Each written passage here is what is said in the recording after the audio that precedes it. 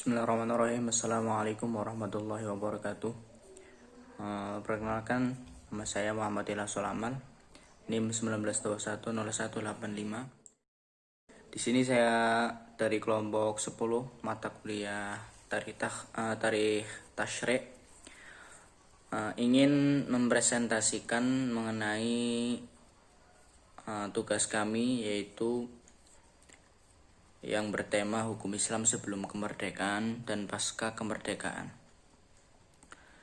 Baik, di sini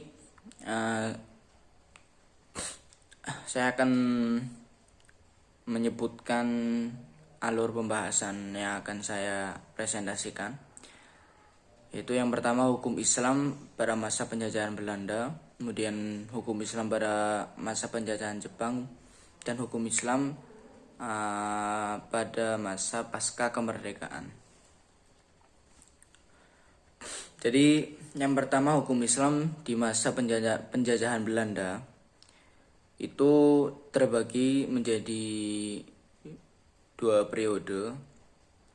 Yang pertama, periode di mana hukum Islam diterima secara menyeluruh oleh umat Islam di Indonesia. Hal itu dapat dipahami dan diakui oleh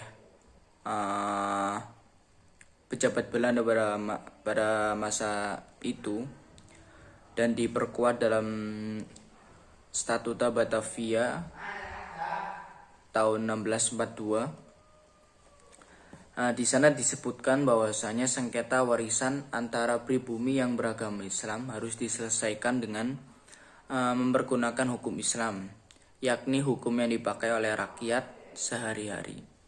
Nah, ini menjadi alasan bahwa pada saat itu hukum Islam diterima oleh masyarakat Indonesia secara menyeluruh. Nah, pada masa ini dikenal dengan adanya teori resepsi in complexu, yang mana teori ini dipelopori oleh C.F. Winter, kemudian Solomon Kaiser, dan Alois van den Berg.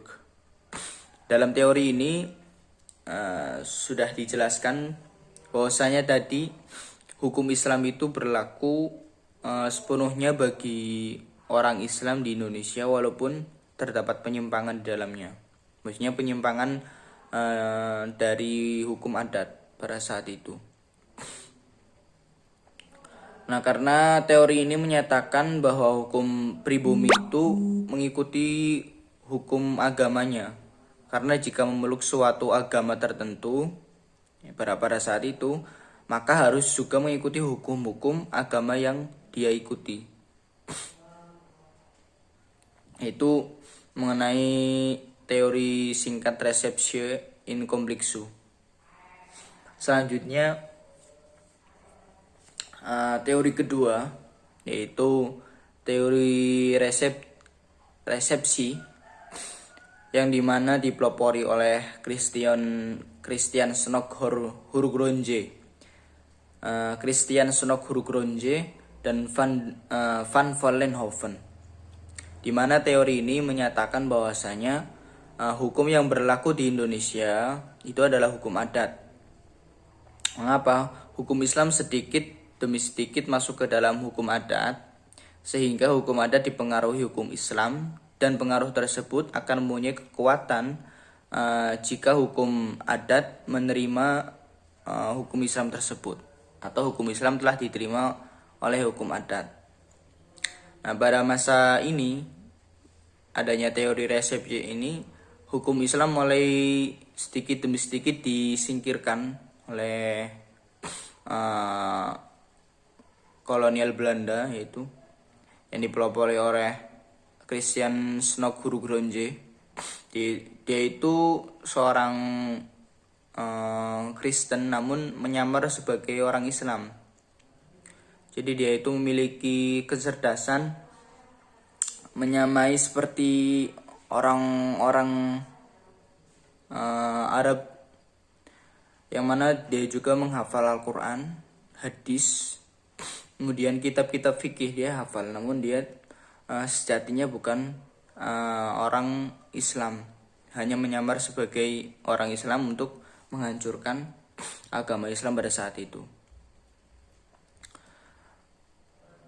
Nah, kemudian hukum Islam masuk ke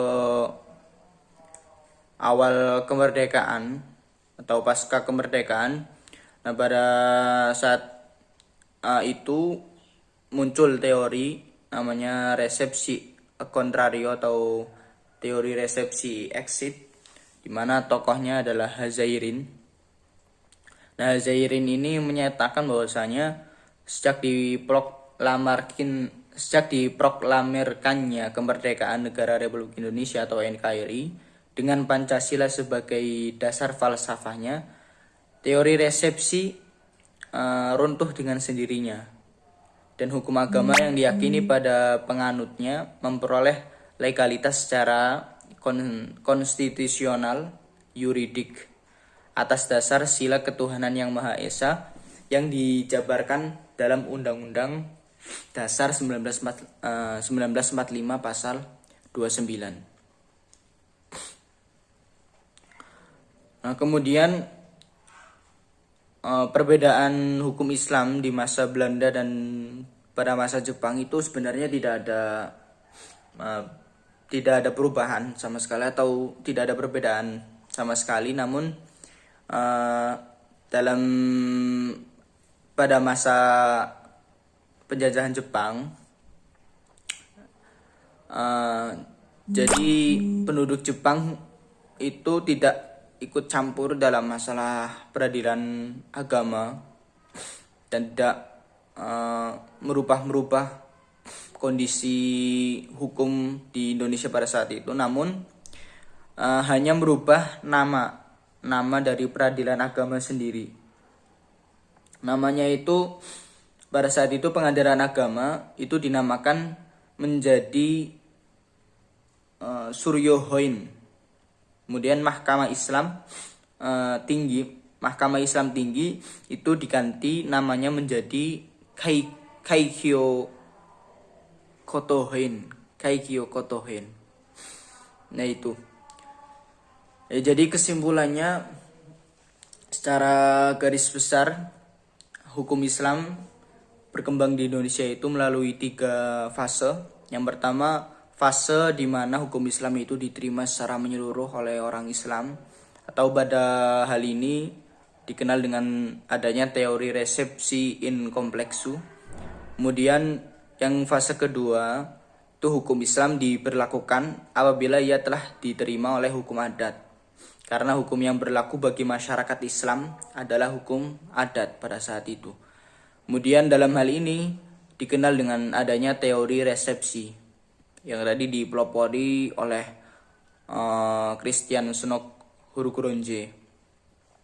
Kemudian fase terakhir yaitu hukum adat akan berlaku bila diresepsi atau diterima oleh hukum Islam. Dan dalam hal ini dikenal dengan adanya teori resepsi contrario. Mungkin ini sekilas sedikit penjelasan mengenai gambaran hukum Islam pada masa penjajahan Belanda sampai awal kemerdekaan. Mengenai penjelasan secara rincinya bisa dilihat di artikel kami. Ya mungkin itu saja. Mohon maaf apabila ada kesalahan. Sekiranya bisa bermanfaat. Alhamdulillah. Sekian dari saya. Wallahul muwaffiq ila aqwamit thoriq. Wassalamualaikum warahmatullahi wabarakatuh.